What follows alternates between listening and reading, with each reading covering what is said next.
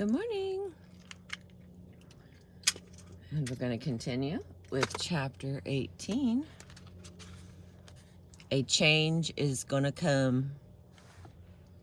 That's the name of the beautiful Sam Cooke song that came out after he was killed on December 11th in 1964. The words to that song haunted me like a dream. I kept hearing Sam on the radio and the jukeboxes, Sam in the record stores, Sam singing in my sleep. He was gone, but the song stayed on my mind. The song was one of those beautiful moments when a spiritual and pop tune became one and the same. I wish I could say that it eased my anxiety about the way Sam died, but it didn't.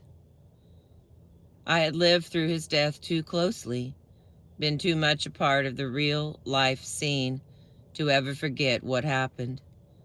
Like lots of others, I am one of those people who thinks Sam was set up.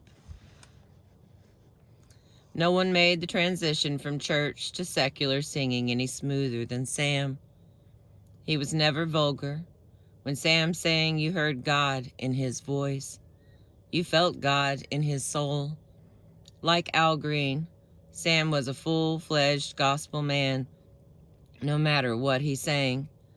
I'm not saying he wasn't a flesh and bones human being.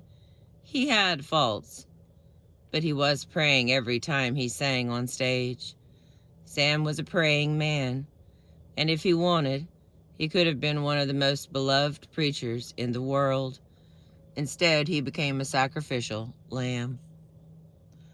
Sam was smart. Along with his main man, J.W. Alexander, he understood that ownership was the name of the game. He wanted to control his own record company and own his own publishing. By 1964, Sam had gotten powerful, too powerful for some. His records, Wonderful World, Chain Gang, Cupid, Twistin' the Night Away, Bring It On Home to Me, Another Saturday Night, were selling in the millions. Folks were saying Sam was the new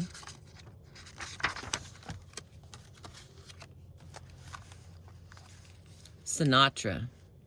Like Sinatra, there was talk that Sam had been helped by the wise guys.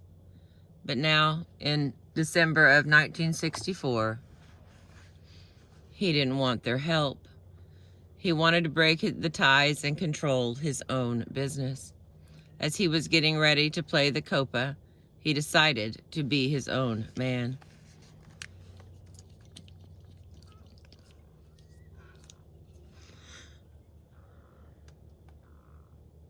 Little bird action. Maybe I should zoom in on it. The sky is so pretty. Like a layer of dust that comes with the sunrise that makes it extra beautiful. All right. As he was getting ready to play the Copa, he decided to be his own man. I heard that the day of the night of his murder, Sam had lunch at PJ's, a mob hangout up in Hollywood. That's when he may have told the boys he was going his own way. In his mind, he walked out of that meeting a free man. The same night, I was running around doing Christmas shopping. I bought a tree and took it back to the fort on Athens. I was home listening to my shortwave radio because I had dope in the house. I like to follow the police reports. When a flash came on, Sam Cooke just shot at a motel on 82nd and Figueroa. There it is. The fort was at 120th and Figueroa, so I jumped in the car and got over there in no time, arriving just when they were carrying Sam away. The cops were already handing out the line that would eventually be viewed as historical fact. I didn't buy it then. I'm still not sure now. Sam, they said, was trying to rape this Eurasian girl when she escaped from his room and ran across the courtyard to the office of the female manager. In his undershorts, Sam was supposed to have chased after her, screaming and cursing and kicking on the manager's Dutch door like a madman. Supposedly, he said, "Where is my motherfucking woman?" And supposedly, he kicked in the bottom part of the door. The top part was already open. It was claimed that Sam, in trying to get at the girl, charged the manager, who took a little .25 pistol and shot him twice in the front. He sat down and said, "God, you shot me." When he got up to walk away, she shot him twice in the back. Then she claimed he took a broom and began beating. Then she claimed she took a broom and began beating him in the face and on the back. And that's how they explain the terrible bruises and cuts on Sam's face. I was suspicious from the outset. Mambo Maxey, the nice Jewish man who ran the California club, got me into the inquest.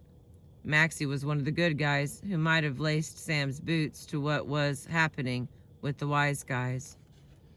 Before things got underway, I went to LAX to pick up Sam's father, a preacher. We went to the inquest together with Sam's brother, LC. Only a handful of spectators attended. I listened carefully to every word of the proceedings, which only confirmed my suspicions.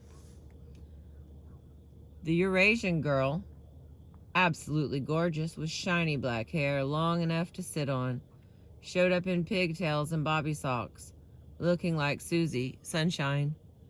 The truth is that we knew her as a party girl. She had been having problems. Sam had been having problems with his wife, Barbara. For all practical purposes, they were busted up. Their infant child had drowned in their backyard swimming pool earlier that year, and the tragedy took the heart out of their marriage. Sam began going with the Eurasian girl on a regular basis, showing up with her at the California club on Thursday nights, Mambo night, for the last 3 weeks. It didn't make any sense that he would try to rape a girl he'd been loving on for weeks, especially a girl with her reputation. Other things made even less sense. Why would Sam, a big star who loved luxury, stop at a sleazy hot sheet motel? On the way to the motel, he would have passed over dozens of nicer places. Second, even if you assume the girl didn't want to make love to him, she had ample opportunity to escape. The woman manager testified that Sam stopped at her office to register. Why didn't the girl escape then? The girl testified that before attacking her, Sam took a shower. Why didn't she escape when he was in the shower? And those of us who knew Sam Cooke for years, those of us who had traveled with him, lived with him on the road, performed with him on stage, we knew in our hearts that he was not the kind of man who would ever run through the courtyard of a motel screaming and cursing like a mental case. Above all, Sam was cool, a gentleman. Rage wasn't his style. One theory is that someone had slipped Sam a Mickey. They argued at the inquest that he was drunk, but when they tried to determine just what was in Sam's body, the court refused to hear the evidence, calling it irrelevant. Man, talk about a kangaroo court. The court didn't want to hear nothing about the Mickey. The Mickey would have led to more questions that could not be answered. In truth, and I saw this at the funeral home, Sam's head was practically disconnected from his shoulders. That's how badly he'd been beaten. His hands were broken and crushed. Sam had a cute little straight nose that, if you looked closely at his corpse, was badly mangled. They tried to cover it with makeup, but I could see massive bruises on his head. No woman with a broomstick could have inflicted that kind of beating against a strong, full-grown man. Those of us who discussed it, his friends and family, figured that the Mickey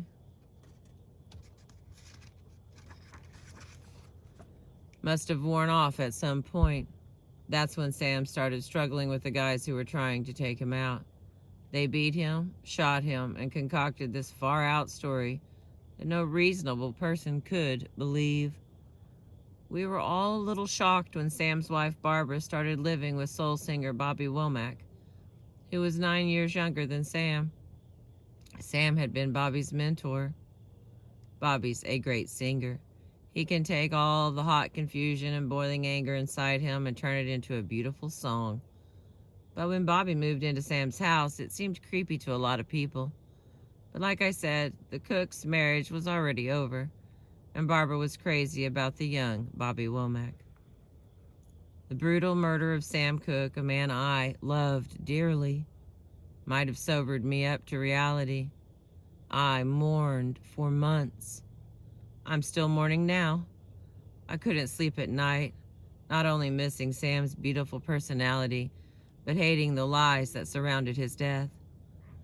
Tragedy might have pushed me in the direction of some clear-eyed view of the world, might have shown me the seriousness and high stakes of big bucks show business. It should have made me grow up. But should-haves do not count. The plain truth was that I'd been wild ever since I was a teenager, and at age 26, I was still a wild child. At the same time, another strong feeling kept washing over me. I wanted a baby. I've always wanted babies. My maternal streak is plenty powerful. I wasn't yearning for a husband, but the notion of caring for an infant was irresistible to me. I gave a guy $300 to buy a baby for me in Mexico, but the man ran off with my money. That broke my heart. Another heartbreaker involved Garnell and Lois Cooper. Garnell and his piano player brother Buzz had a band called the Kinfolks, a bad band of fine young players. Garnell blew tenor and liked smoking angel dust. He could be violent. He and his wife Lois had boy twins named Garnell and Arnell. I used to babysit them when they were newborn. Arnell was sickly, and Lois, who saw how much I loved him, suggested I keep him. I was thrilled. For 6 months, I nursed the little baby back to health. I guess I thought I'd do for Arnell everything Mama Lou had done for me. I loved all the motherly chores, especially cuddling and rocking the child to sleep. I loved the sweet physical contact. I loved helping the helpless. Now and then I'd send Lois $50 or $75 with the understanding that the baby would be mine. That understanding soon changed. The more Lois came to visit, the more I saw her natural, maternal feelings growing stronger. I knew it wouldn't be long before she'd be wanting her baby back. That's just what happened. Sure, it hurt. I'd grown attached, but I wasn't about to argue. She was the mama, and she had the right. My life would go on. I'd think about the songs. I'd think about that song. Sometimes I feel like a motherless child and turn it around in my mind. Sometimes I feel like a childless mother. And that is the end. We're on page 153 of chapter 18. Chapter 19 is Working for My Habit. I'll see if I can get it in this morning with the sunrise. Thank you for being with me. I appreciate you.